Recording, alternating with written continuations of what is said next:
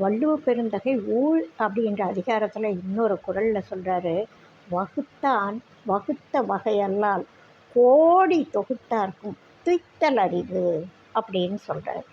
இப்போது இந்த சரீரத்தை கொண்டு சம்பாதிக்கிற இந்த உலகியல் பொருட்கள் எத்தனை வேணால் செல்வம் இருக்கட்டும், எவ்வளவு அளவில் அதிகமாக இருக்கட்டும், கோடி கோடி கோடி கோடியாக கூட இருக்கட்டும், ஆனால் இறைவன் இவன் இந்த பிறவியில் இன்னதை அனுபவிக்கணும், இன்பம் இவ்வளவு துன்பம் இவ்வளவு, இது இந்த சமயம் இது இந்த சமயம் அப்படின்னு வகுத்து வகுத்து வகுத்து வச்சிருக்கான்.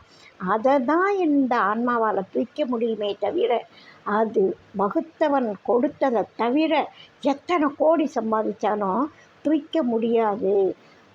அது இப்போ பெரிய பணக்காரர் இருக்கலாம், ஒரு வடை சாப்பிடுங்கன்னா எனக்கு அது ஒத்துக்காதுன்னுவாங்க, இதை சாப்பிடுங்கன்னா இது வேணாம் எனக்கு சுகர்னுவாங்க.